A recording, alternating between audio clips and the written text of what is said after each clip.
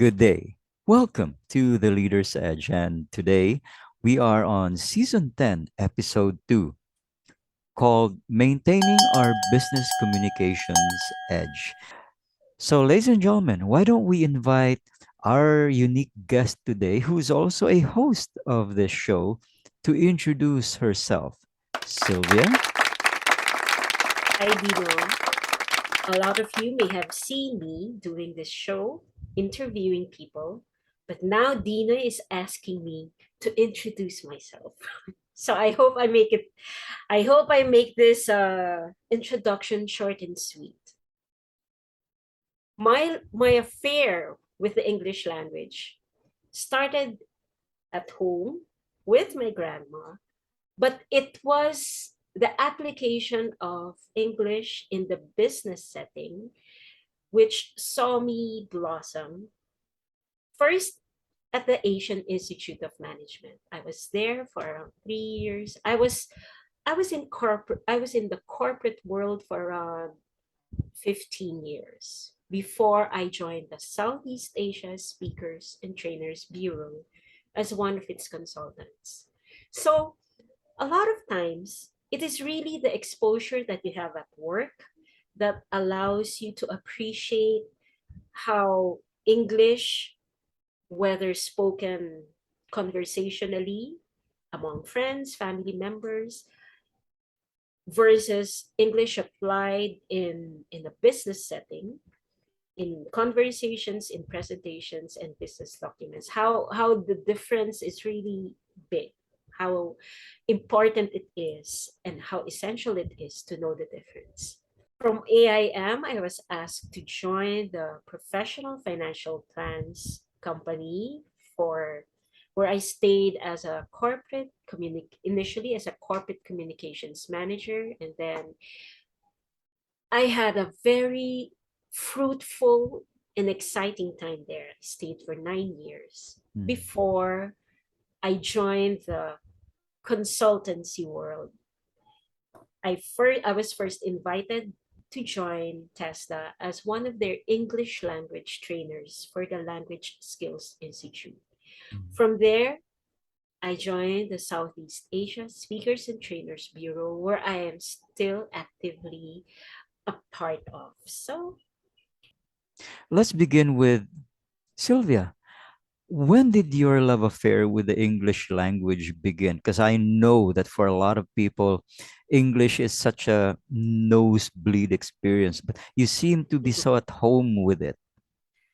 um, maybe Dina, let's look at language as a way of communicating, whether it's at home or in the office. I became more involved in English at home because I have a grandmother who insisted that we have to write her letters and send her voice messages in English. When she was in the US, she would insist that all her grandchildren had to update her on our academics, um, tell her what's keeping us busy. And this ran for decades, especially for us. For I have a very close relationship with my grandmother. So this is what helped me become more comfortable with English because no one at home spoke to me in English except my grandmother. So I think the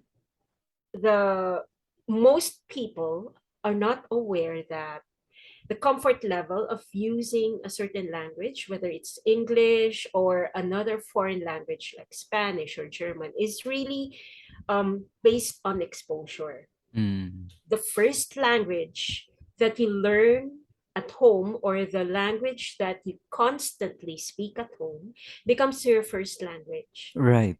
So,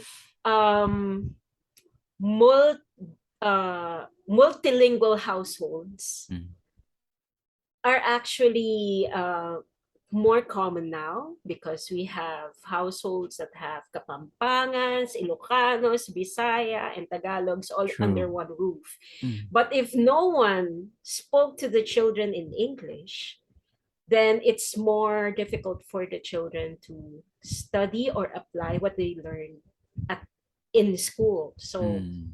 in my case, it was my grandmother who was my practice partner. Oh, what was your grandmom's name? Oh, she's Honorata Pumanes. She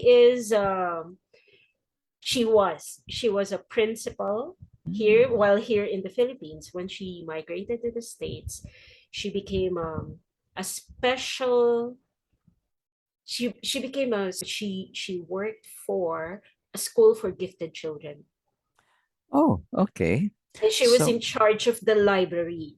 mm, So there were regular activities in the library for the school for gifted children. So mm, yun yung that's how she was able to um, still practice her professional work here mm, in the Philippines as a teacher. She she had so many activities for kids with special gifts, not special needs, special gifts. mm. So So you're saying, in other words, that it wasn't so much developing a love for the language as much as it was the lingua franca that you were exposed to and encouraged to learn by your grandmother. So we owe a debt of gratitude to your grandma for yeah. having shaped you into who you are today. And I suppose that was reinforced as well by your parents, your cousins. My guess is pretty much everybody used English whenever they got together. No, it Okay. was reinforced in college Oh, in college. because Oh, in at the Ateneo, everyone spoke in English. right. Every Most of the discussions inside the classrooms were in English. Hmm. And although I have, although my circle of friends were of different, um, let's say they come from different places. So we have Chinese and Latina and Filipino. So we were all conversant in Filipino, but once you enter the classroom, everything else is in English. So All right. it was an opportunity for me to really level up Hmm. because it was in in in in school when I was forced to think in English. Hmm. Mm. And I think that was part of the training. If you don't think in English, you have more difficulty, or you will have a harder or it will take you a longer time to express your ideas in English. You know, I See, think, yeah. parang ano, we write the way we speak. Mm. So Mm. when we think in English, we speak in English, then it's better for us to write in English. Yeah, I think you just answered my first question, which would have been, why is English seemingly so difficult to learn? And you're right, because when you hear it, you first have to process it and then respond in the same language, because Mhm. a lot of us often think in the vernacular, and then we're compelled to do some translation. That's why there's a lag Yes. between processing and then responding. Hmm. So it means that you learn to become very agile, because one moment you're outside talking to your friends in Tagalog, then the next moment you're in the classroom and suddenly everybody's speaking in English. Yes. And it's a very competitive environment. If you are unable to respond and think quickly on your feet, that's why Hmm. critical thinking is one of the things that are one of the things being developed in the school. It should be part of the proficiencies that is being developed in schools. So uh, I'm glad that I was forced to be agile Mm. Otherwise, I would have transferred to a different course or to a different university. But only the few. Yeah. You start with 4 classes, you end with two, Mm. Mm-mm. because communication is really a factor, especially in the university. Indeed. So it leads me to my next question. Is learning uh, English, learning to use it in the business setting possible for somebody who really wants to learn? Um, because some people are forced to because they're Mhm, looking at possibly being assigned to another country where mhm. English is the accepted business language. Is it possible for somebody to learn how to speak in English despite a lifetime of using the vernacular? And if the answer is yes, what resources can that person count on? You must have the desire, Yes. the right motivation to consistently improve the way you communicate in English. So that's the first thing. Mm. Um, I In the many years that I've taught this program, uh, business communication, business writing, English proficiency, the one thing that I often hear from my participants is that the the training or learning the language is easy, Mm. because we spent like 10 years of our formal education learning English, learning grammar, using it in our academic requirements, filling out forms. I mean, the Philippines is one country in Asia where everything is in English. Yes. And working in tourism, that is one of the things that my guests often comment about. Mm. All the signs are in English. The newspapers are in English. What they hear on the radio is in English. Mm. So they know that our exposure is like 24/7. Mm. But if the person who takes this for granted doesn't use the opportunities to practice and improve and find ways to become more comfortable using it, Mm. then the battle has been lost. You need the right motivation. For example, Dino, a lot of people, when they get opportunities to work overseas, Yeah. they will muster up the courage to use whatever English they learned from grade school and apply it, because they're already in that situation. Mm. So for us who live here in the Philippines, we take it for granted. It's just there. I have all the spell check, grammar check on my phone, in my gadgets. I have Mm. so many apps that I can use. But the real test is when you don't have all of those apps and you're forced to speak it or to draft a message Mm. from scratch. Then that's where you will see that you I heard a lot of comments like, I should have listened more during class because I know this, but I couldn't express it because there was Right. no opportunity to practice it. Mm. So if you have the right motivation, for example, you know that you're going to be assigned to a boss Mm. who speaks English, then you'll be forced to become better at it. Right. Because that's one way to maintain good relationships and Yes. to have that boss feel that you are reliable in And terms competent. yeah, and confident.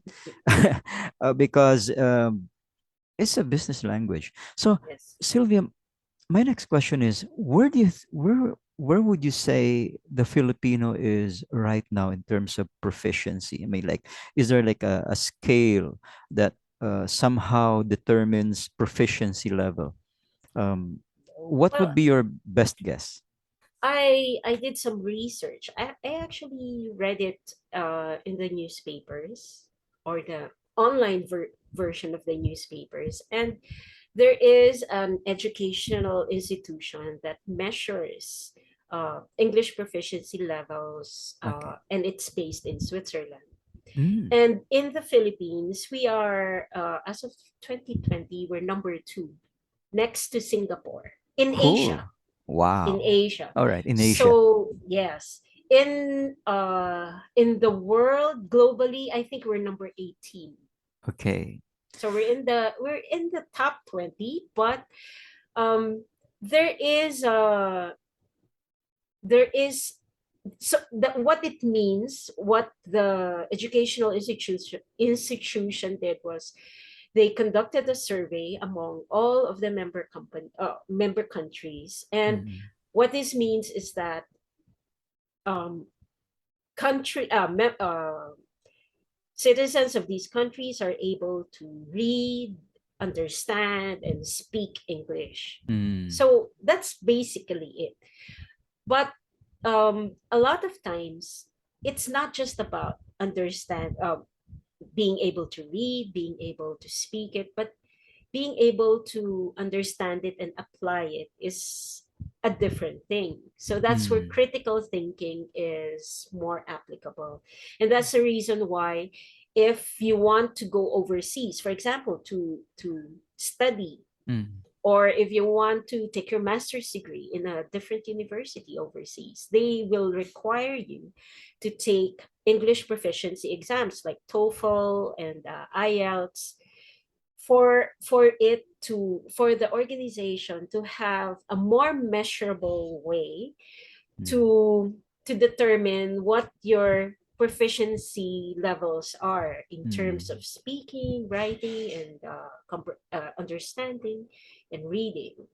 So, So so based on that response, Sylvia, I take it to mean that the Philippines is currently in good stead, uh, yes. because of, for example, the preponderance of call centers and business Mhm, process outsourcing, deciding to come here to mhm. put up their companies because of the talents that are proficient.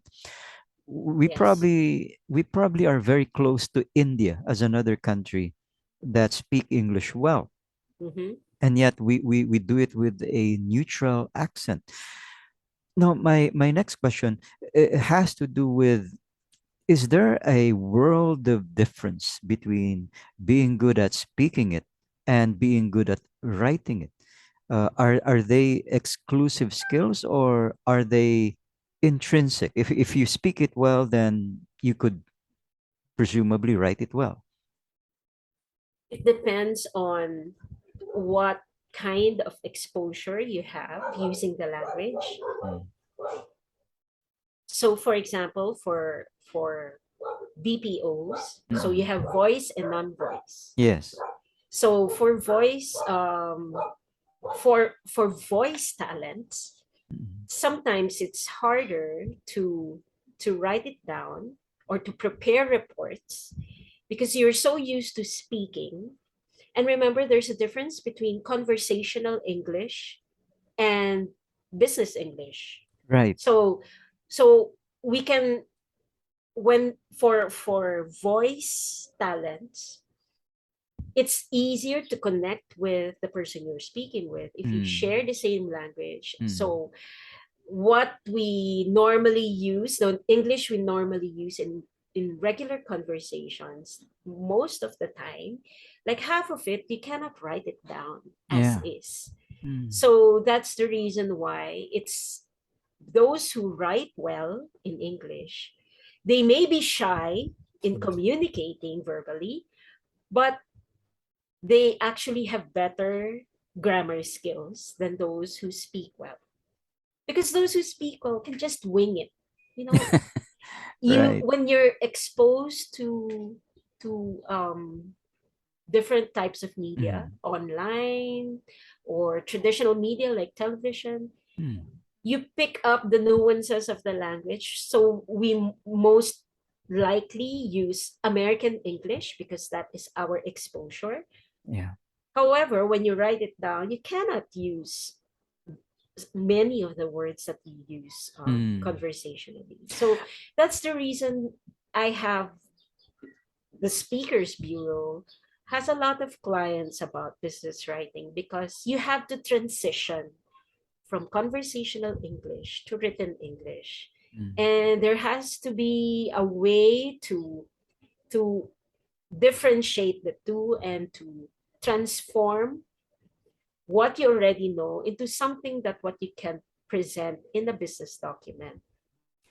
I think I'm getting from you, to paraphrase, that when you do communicate verbally, especially with somebody who's fluent, then you feel free to use colloquialisms, you feel free to use slang words So, that you know the person will understand anyway. But mhm, to then correspond with that individual in a business format, you would have to remove those colloquialisms. You'd have to remove those slangs because business English is way more straightforward and more specific.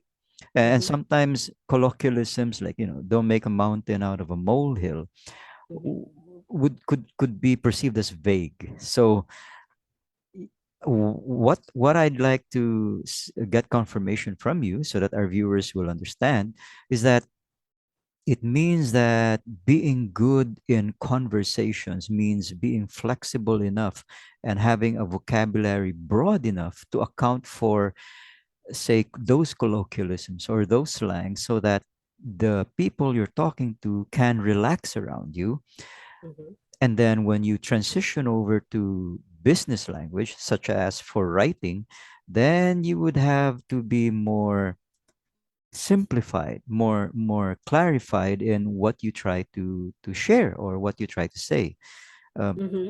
am I doing well so far? Yes, I actually imagine it as having two hats. Mm, You have a different hat when you are conversing with someone face to face or through video chats mm, or through the phone. So you're more relaxed so that you can connect to that person. But when you send that same person um, like a summary of your discussions, it will mm, completely sound different because you mm. have to use the another hat, which is the hat of the company. True. Because whether we like it or not, you will represent the company. And a lot of times, people forget that for example, in emails, there's a difference between social emails and business emails. Mm, So you don't write your clients the same way that you would write your friends or your family members. mm. So Uh, the language is really different. Yes, you're right. And then there's of course the issue of jargon because Yes. you walk into a room full of accountants and they will have their own unique language. You Mm-hmm. walk into another room filled with lawyers and then you'll hear what we sometimes refer to as legalese. Mm-hmm. And I remember listening in on your business English classes. Uh, you were saying, let's get rid of the as per Yes. or You find know, herewith attached. that is that is something Filipinos love to include in all their business documents. And I said, people don't necessarily understand what it means. If you use big words Yeah. that people don't really understand, Mm, then it it limits the way that you're able to express the idea that you want. mm, Because I think that there was a time when people would try to impress other people by using yeah. big words. I think gone are the days when you use big words that people don't really understand Mm. In other words, because timing is time is of the essence. true, true. So you're saying that common usage words are better to use than, say, pursuing erudition, something that only ends up confusing the stakeholder, the one who has to read or Read listen it. to it. Mm. I'd like to validate that very briefly. by sharing with our viewers that there was a time the Speakers Bureau did many, many batches of simplified English communications for an agency, only to have, especially this was for writing, for writing. I think it was the time of Ida. And then what happened was when we finished all those batches, somebody higher up complained and say, why are we writing this way? And then so somebody from HR said, we're writing this way, sir, so that our customers, the Filipino people, will understand us better. And then that particular higher up said, no, no, no, we need to stop doing this. We need to go back to the find herewith, attached herein.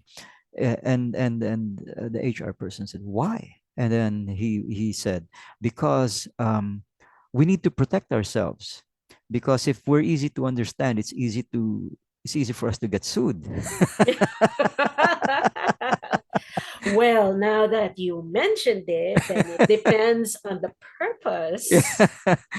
Yeah. Oh my So goodness. that is one example of how initiatives from training or from HR need to be supported higher up, in order for it to be sustained, in order Yes, for the I culture to agree. embrace this pursuit of simplicity, of understandability.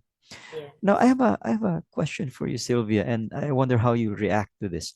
um, I once found a book, Mm. and I regret now that I think I've lost, because I loved it when I had it. It was incredibly thin.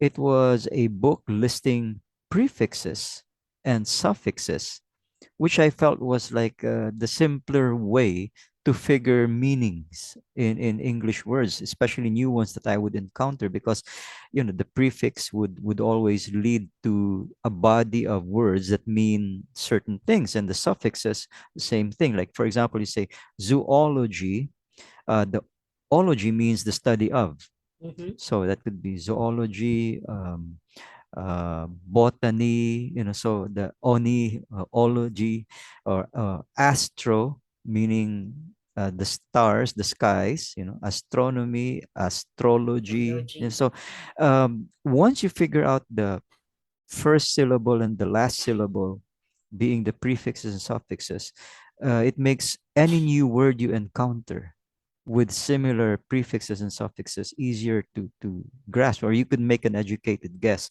Mm-hmm. How do you feel about that versus, say, for example, just getting a good old fashioned dictionary and learning from it? Well, a lot of people don't use the dictionary nowadays, Mm, and it's it's really challenging to improve or to increase your vocabulary when we are complacent and we're okay with the combination of words that we have or constantly use in the mm, office or in the business setting. So um, I always challenge people to try to learn like two, three new words a day so that they can become more expressive and they become more aware that there are different options to mm, express a similar idea. mm. Um, Not a lot of people read right Yeah, now. that's true. They'd rather watch. Yeah, so I said, and this is one of my regular challenges. This is one of my regular challenges in my business writing class. I tell them for for a period of like 21 days, because it takes 21 days to develop a new habit. I would like you to choose one person that you will text in complete English, Mm, meaning no shortcuts, no jargon, and it has to be somebody who will support your desire to improve the way you write. mm, mm, Because I said that, let's say we are too busy mm, to read, at least we should be more comfortable expressing our ideas in a complete sentence. in English to some people we know in the office, for example, or for people at home. There are participants who will text their children in English because the Mm. kids' English is better than their own English. Because in school, they're more strict now. There are certain schools that have an English campaign. So I said there has to be a regular activity to help improve the quality of your writing, if not improve your vocabulary. I said, unfortunately, when we listen to vlogs or when you read posted messages, you you are stuck with the way certain people write. You don't know whether those people actually spell checked or grammar checked their own sentences. So Yeah. I said, let's find role models who Mm. are actually proficient, who are actually Mm. good writers. I Mm. said it's okay to be active in social media, but let us have a separate activity just to improve the way you communicate in English. So those are two things. You write, Mm. you text in complete English, straightforward, no shortcuts. And then you also read articles or posts from Mm. people who are known to be good writers. Mm. Not everyone who can speak English are actually good in grammar. So Mm. I said, choose one who can be your idol, your role model, and then you follow that. Mm. You know, you're right about that, and I'm glad that you're mentioning those as doable and sustainable techniques to build and maintain proficiency in English language, in the English language. Sylvia, how do you feel about some of the quandaries that exist in English? For example, I'd like to just bring this out in the open. How Tagalog can be efficient where English is more specific. Ever notice how you see in Tagalog we say siya ang kaibigan ko, omitting Mm-hmm. gender, Mm-hmm. but English is more specific. You say he is my friend or she is my friend. Or we could say in Tagalog, magkita tayo sa MOA. And then you'd understand one another. But somebody speaking in English would have to say, what do you mean? We'll see each other in, at, on, under, around, Mm-hmm. MOA. Which one is it? Yeah. And just one more. How confusing it is because when something is in a car, we call it a shipment. The moment it's in a ship, we call it cargo. And so people can get flummoxed by this, confused by this. Why are we doing these things? Why is it so confusing? Um, how does the average Filipino, for example, navigate this in your own opinion? um, for an average Filipino who works in an office that doesn't use English, how do they navigate? How do they navigate using English with all its nuances Yeah. versus using just plain Filipino? So the question would refer to translation or quality of the translation from Filipino to English. Ganun ba? Yes, because as we noted, Tagalog is very efficient. It's very simple. Mhm. We merely use the repetition of syllables. Bababa. When you talk to somebody in front of Baba an baba. elevator, yeah, exactly. Bababa. Baba baba baba. Yeah, bababa.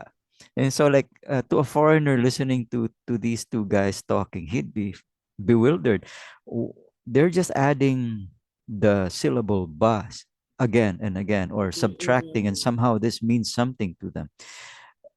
But in English, it isn't like that at all. Are you going down? Yes, I'm going down. Mhm. But in Tagalog, you say, bababa, bababa. Bababa ka ba? I think that's the beauty of language.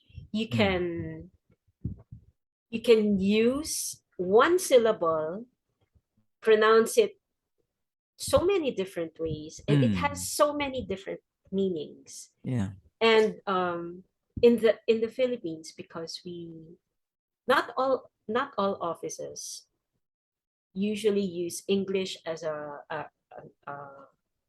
regular form of communication, except Mm, for call centers and maybe some executive offices or conglomerates, multinational companies. But for the average Filipino, it is really frustrating, yes. and they express it that it Mm-mm. is frustrating. But for some, they take it as a challenge that they know that they can do better, and oftentimes they do perform better if if their bosses will support activities that will enhance the way they write or speak. For example, you gave an example earlier that there is executive who did not support the the program on business writing Simplified English. in a simplified way, Yeah. because they said that we need to protect ourselves. So Mm.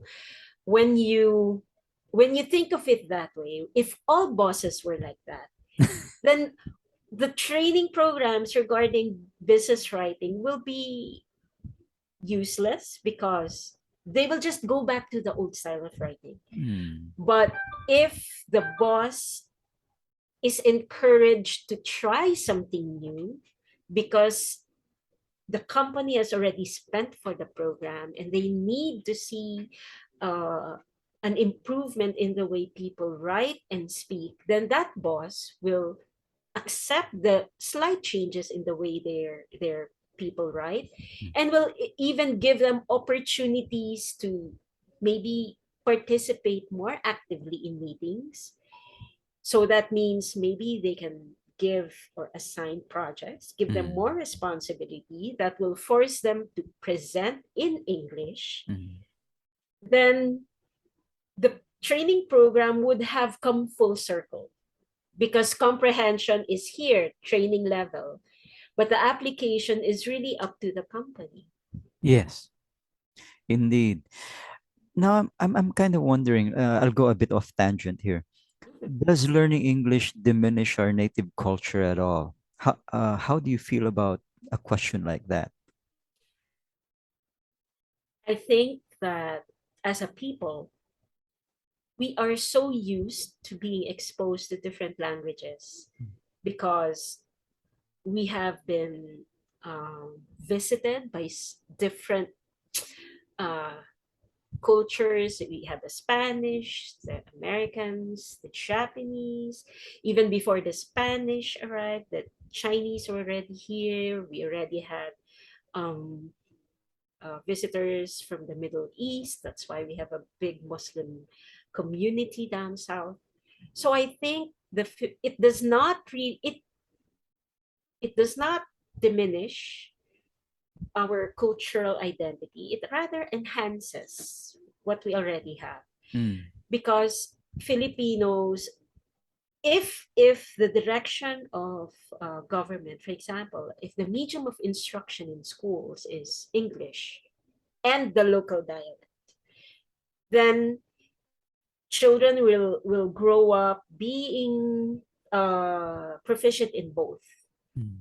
You can practice your native dialect at home, and you use English in school. Maybe in the classroom, outside the classroom, you can be comfortable and use your native dialect. But it enhances our culture, because it also provides our people more opportunities overseas and locally.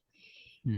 So, Sylvia, just as a side topic, what are some of your most common frustrations whenever you do teach English for corporate clients? A lot of times, and this is what I get from my participants. Mm. Some of my participants, we become Facebook friends. So sometimes they message me. And this is Okay. a fairly common message that I get from them. They say, "Ma'am, thank you because I was able to learn so many new things and I immediately applied it. When I got back to my table, I immediately applied it. But my boss, when he read my output, he would edit it and bring it back to the old way of writing." Mm.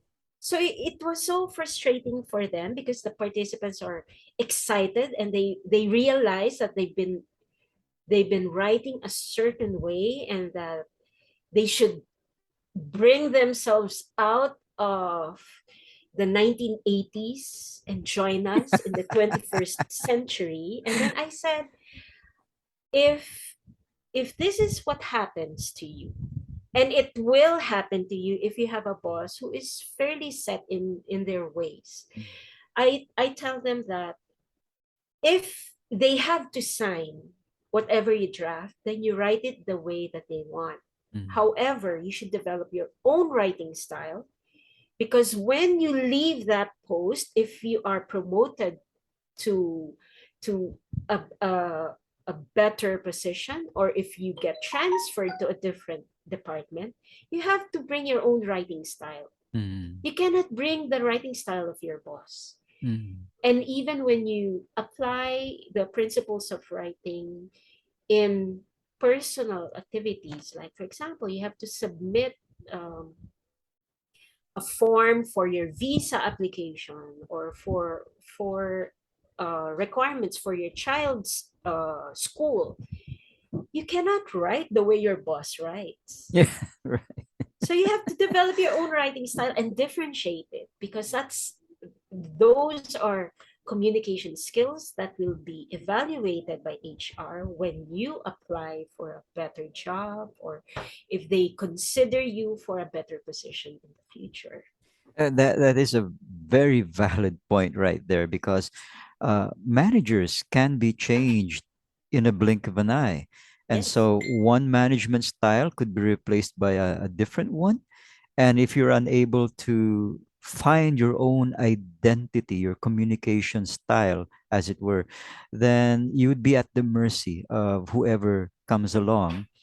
And that could be the stumbling block that prevents you from upward mobility, because you inherited the errors of the one who was in charge before. Yes. And a lot of times when you look at the files, Mm. a lot this is what fairly happens. You check the files of the previous letters that were prepared, Mm. basically about the same thing, and you just edit it. You Mm. don't rewrite it, because Mm. that's the fastest way to do it. Mm. However, if you apply a few changes, word choices, sentence construction, you're improving what you will leave behind for the next staffer, or the next supervisor, or the next manager to work on. So I tell them, when you use certain words, it really brings me back to the 1970s. And you're so young. You're like in your 20s and 30s. You're not supposed to sound like you're ancient. So they keep on laughing, and then they said, yes, yes. Kasalanan ko yan. That's me, that's me, that's my style. So I said, develop your own writing style. You owe it to yourself. Indeed, a more universal style would do somebody in good stead, because one incident in an organization, when written up by department heads, will sound different. So a marketing department head might report that incident in a different way from, say, the head of accounting or audit would write Mhm. that up in a different way. Yes. So yeah, operations, maintenance, finance, they all have their different writing styles. But if you have your own, then wherever you're assigned, it's easier for you to adapt. Mm. Um, So I get what you're saying, that it is our edge, it is our winning edge, in Mhm, that we are so well, relaxed at it, and our mhm, culture is such a melting pot anyway, that mhm. you throw a Filipino in the Middle East, he will thrive, he will survive. Put him in Yes. Germany, he'll get along. Put him in Japan, the same thing. So wherever a Filipino is located, he adapts, because our cultural identity is so mixed that it's like we're a vitamin, a cure We're like all, multivitamin. multivitamins. we're We not have a an little of antibiotic. this, a little Yeah, of that, a little of it. true. And I just remember that we're actually, I always believe that we're genetically wired to be multilingual, Mm, because at home we use Filipino or Tagalog. yes, yes. And then if you have a grandma who's Kapampangan, you speak to your grandma in Kapampangan, or you learn Kapampangan through your grandma. But Mm, if your father is American, you speak to your father in English, and you know how to compartmentalize. So yeah.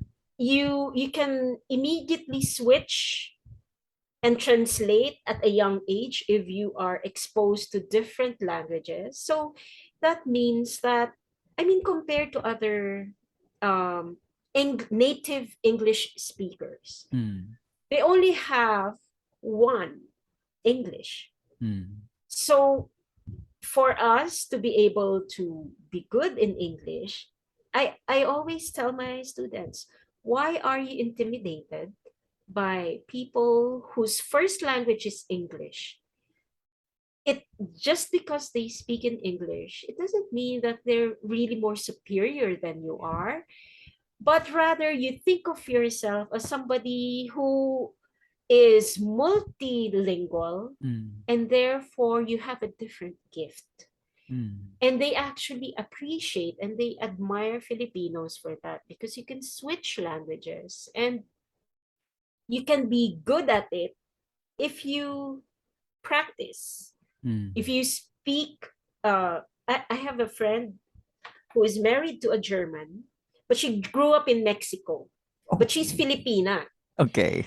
She has Filipino parents, so she was born here. So she knows Tagalog, but her mom is Kapampangan, so she knows Kapampangan. Okay. And her father is Tagalog, so she Mm, knows Kapampangan, Tagalog, and Spanish, because she grew up in Mexico. mm. But she married a German. Okay. So she has a daughter who speaks Kapampangan, Tagalog, German, English from different people. And she was, because they were assigned in India for a while, because the husband works for an NGO. She had a nanny who was Indian, so she knows Hindi. Wow. So this little girl, whenever she visits us, she can speak 5 different languages. Outstanding. In other words, Yes. she has turned into a polyglot, somebody who is skilled in a lot of languages. Here's So a Filipinos are actually like that, because yeah. like I have a Waray mother, so I know the Waray. I can understand Waray. Mm, I may not speak it fluently, but I can get away with it. mm, And my father is Ilocano, mm. and I have English in school and Filipino at home. All right. So, in other words, hindi ka mabenta. You can't be fooled Yes. whether you go north or south. South. I Yes. wherever you go, you'll be fine. It's actually amazing when you think about it. Mm, So when people are intimidated by English, I said, don't be intimidated. Just practice it. You find mm, somebody who wants to practice speaking in English. If your environment doesn't allow you to practice it mm, regularly, I said, I'm pretty sure you have a lot of Facebook friends whom you could chat with. So you FaceTime like 30 minutes a day, 1 hour, you just chat in English and you'll be fine. And then you just Yeah. improve along the way so that you can apply it in writing. Mm.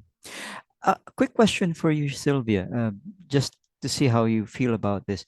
Would you say that somebody who knows at least five languages, possibly even more, uh, would have a better chance of landing a good job versus, say, having a degree and yet is only fluent in, say, two languages, the native language and then the secondary language? The degree versus, say, five languages, which would land a person job faster? I think it depends on what industry you'll Mm. be entering. If you enter the tourism and hospitality industries, you will definitely immediately find good work Yeah. because they need people who, you don't have to know foreign languages, Mm-mm. but the fact that they know that you can speak different dialects, it means that you can also learn a foreign language Mm. easier. Yeah. So if you, if your desire is to have a comfortable uh, work environment in an air conditioned room, a degree might be, a degree is necessary. But if you're the type who would like to be exposed to people, go out and see the world. Mm.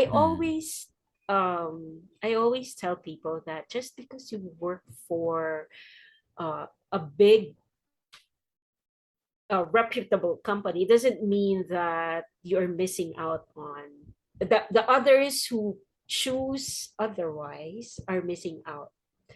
Maybe they have better benefits, but your life is more exciting Yeah.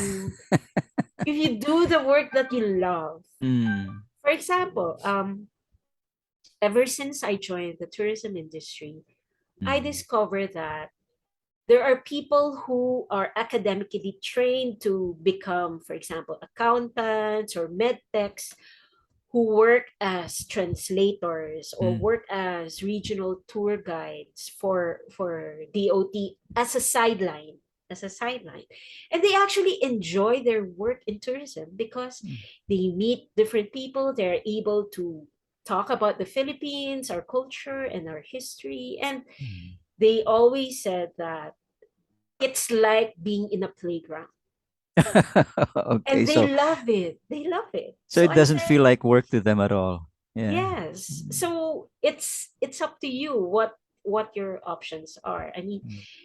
you can have you can have a stable job, good benefits, but you're stressed versus, Yeah. joining a cruise ship Mm. as one of the technical or hospitality staff. Yeah. It may not pay as good well, I think the pay now is better depending Mm. on the company who hires you, but Mm. can you imagine you travel around the world free of charge? I imagine, for example, if I were fluent in, say, five languages, or, say, better yet, seven languages, that if I were to apply with the United Nations, they'd snap me up anyway. Yes, yes, exactly. Even the embassy. Yeah. I have a friend who applied. I mean, it's more difficult now because of COVID, but Mm. there was a time when embassies would look for multilingual candidates. Yeah. So imagine having diplomatic immunity, traveling around the Yes. world, and not having your bags taken apart, or not having to remove your shoes, or all those rigmarole because you carry a With a diplomatic passport, passport. Yes. all because you know many languages. So uh, I, I guess I'm leading to the part now where I'd like to ask you for advice Mhm. for what could you say to young people who are considering careers, would becoming good English teachers be a good step, or as a springboard for their future? What do you think? For young people, I'd like to encourage them to try different occupations. Mm, If there's an opportunity for you to do on the job training, you grab it, because that's when you will know whether this is something that you'd like to do for a long time. mm, Just because you have a different academic background doesn't, it should not limit you mm, to, in exploring other options. Many people are forced into certain courses because that is where the money is, or maybe that's the desire of the family, the parents. But mm, in the end, it's really about passion. mm. And if you are able to express your ideas well, there are people who, off the bat, college, during their university days, they're very expressive. They know what they want, and they have TikTok accounts, and they put their content out there. Right. So it's easy. I think it's easier now to discover what you want to do because there are so many platforms that are Mm, available. But for others who are not as privileged, there are people um, who may have different circumstances. My advice is not to limit your options. yeah. Try everything. Yeah. When I was at the AIM, I started as a group secretary, Mm, meaning I did coffee, photocopies, I received documents, I made appointments, and my mother wasn't really thrilled about it mm. because she said, I sent you to Ateneo for a very expensive course, and then you're going to end up as a secretary. Okay. But I said, I want, because I want to learn the ropes. I started from the ground up. So I said, I don't mind doing this because Mm, I need to know how to do things from scratch. And mm, they really didn't appreciate it at first. But afterwards, it was more helpful because when you understand how things work, mm. backwards, forwards, upside down, then it becomes easier to make better decisions when you are in a position where you can make decisions for a department. I see. And you've just proven a point that delayed gratification has its own rewards. Mm. Yes. You see, you earn respect the tried and tested way. You Mhm. grow along with the job, And and there are many Filipino owned companies mm, who really train their children that way. mm, If you want to be part of the family business, okay, you start off as a delivery boy, or you yeah, start off as yes, bussing tables or in the kitchen, because mm, that's how you learn the business. And I think that is one thing that a lot of young people miss out on, because mm, they're in a hurry to earn big. So they jump into a job that they have no exposure with, but it pays well. So okay lang mm, yan. mm. I'll earn 20,000 pesos as a starting, but imagine the stress. I mean, I don't envy the young people now. I said, I don't mind not earning as much as I used to, but I am Mm. so much happier now. Yes, yes. You only live once, as our young people would say. Yes, Mm. YOLO. Yeah. And so, ladies and gentlemen, just to validate what Sylvia is saying, if you want quality of life, it's not always going to be found in those quote unquote high paying jobs where the stress and the pressure suck the life out of you. But Yes. they could even be in as simple things as becoming an English teacher for Koreans, which you can do Yes. online part time Yes. and still Mm-hmm. earn fairly well, or be a freelance writer. LinkedIn is replete with ads looking for freelance writers in English.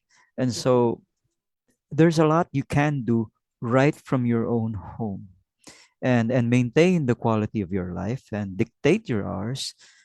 So English, as you can see, and as Sylvia has adequately explained, isn't something to fear. It's something to embrace. It's something that can boost your life and your career. Any final words, Sylvia?